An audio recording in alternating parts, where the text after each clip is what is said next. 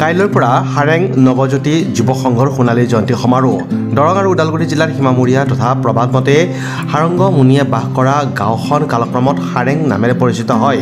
এই গাঁওখনতে 1972 চনত কেইগৰাকীমান দূৰদৰ্শী ব্যক্তিৰ প্ৰচেষ্টাত গঢ় লৈ উঠিছিল নৱজ্যোতি যুৱ সংঘ। সুদীৰ্ঘ 50 বছৰীয়া স্বাক্ষৰ বহন কৰা নৱজ্যোতি যুৱ সংঘৰ সোণালী জয়ন্তী সমাৰোহখনি কাইলৈ 23 আৰু 24 ডিচেম্বৰ শনিবাৰ আৰু দেওবাৰে দুদিনীয়াকৈ আয়োজন কৰা হৈছে। আমাৰ সোণালী হাৰেং নৱজ্যোতি যুৱ সংঘৰ সোণালী জয়ন্তীৰ আমি দুদিনীয়া কাৰ্যসূচী এটা আৰম্ভ কৰিবলৈ আয়োজন কৰিছোঁ। সেই আয়োজন আমাৰ 23 ডিচেম্বৰ আৰু 24 ডিচেম্বৰ থাকিব। এই 23 তাৰিখে আমাৰ ৰাতিপুৱা বন্তি প্ৰজ্বলন থাকিব। 50 গুছিৰে আৰম্ভ কৰিম, তাত গোটেই ৰাইজে সহযোগ কৰিব, তেতিয়া 50ৰ হয়তো আৰু অধিক হ'ব আমাৰ। তাৰপিছতে পতাকা উত্তোলন থাকিব।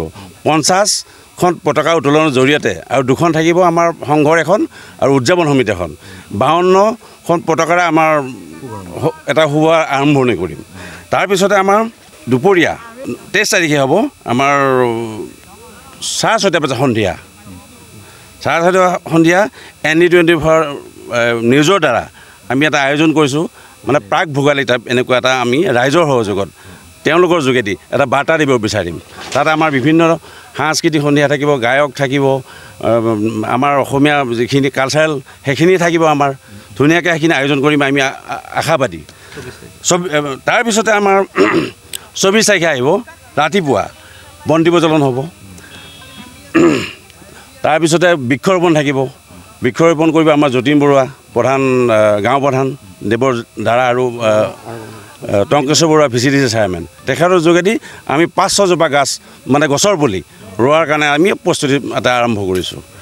তাৰপিছতে আমাৰ সাংস্কৃতিক শোভাযাত্ৰা চলিব। সাংস্কৃতিক শোভাযাত্ৰাত আমাৰ অংশগ্ৰহণ কৰিব নীলেক্ষী শইকীয়া বাইদেউ, মানে জনপ্ৰিয় অভিনেতা।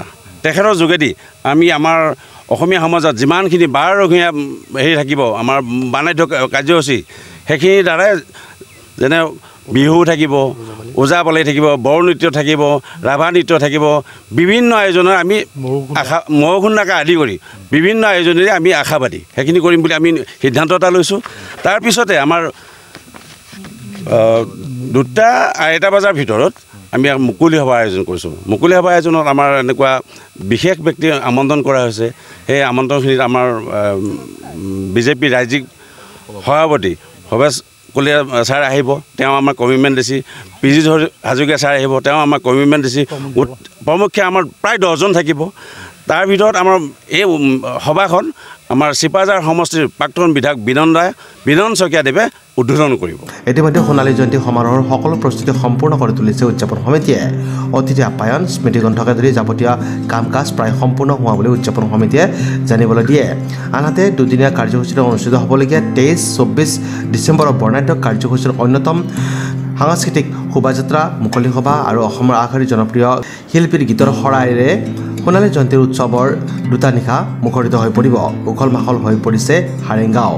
কেইবাদিনো ধৰি গাঁওখনৰ জীয়াৰী বোৱাৰীসকলে পিঠাপনা আৰু চিৰা সান্দহ প্ৰস্তুত কৰি অতিথিক আদৰিবলৈ ইতিমধ্যে সাজু হৈছে। হাৰেং গাঁওখনৰ এটা ঐতিহ্যমণ্ডিত মানে ঐতিহ্যপূৰ্ণ হাৰেংখন ঠাই আৰু হাৰেঙৰ এটা ঐতিহ্যৰ এটা মানে সম্পৰ্কীয় কথা আছে। ইয়াত হাৰেংগমুনি নামৰ ঋষিগৰাকীয়ে আশ্ৰম পাতিছিল। তাৰ পিছৰ পৰা আমাৰ গাঁওখনৰ নাম হাৰেং হ'ল আৰু হাৰেঙৰ মানুহে এতিয়া যথেষ্ট আনন্দিত হৈ আছে, যিহেতু আমাৰ গাঁৱত 50 বছৰ গৰকা সংঘটোৰ আমি সোণালী জয়ন্তী উদযাপন কৰিবলৈ প্ৰয়াস কৰিছোঁ।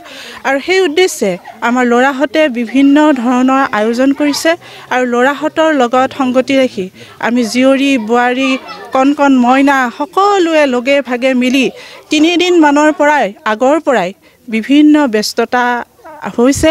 আজি এতিয়া ব্যস্ততা আছে মহিলাসকলৰ নাৰিকল ৰুকা, লাৰু, পিঠা, চিৰা, সান্দহ, বিভিন্ন তৰহৰ অসমীয়া গ্ৰন্থখনি আমি ৰাজহুৱাভাৱে মুকলি কৰিবলৈ উন্মোচন কৰিবলৈ আগবাঢ়িছোঁ। আৰু এই গ্ৰন্থখনিত অসমৰ বিভিন্ন স্থানৰ বিশিষ্ট লেখকসকলে তেওঁলোকৰ লেখা আমালৈ আগবঢ়াইছে।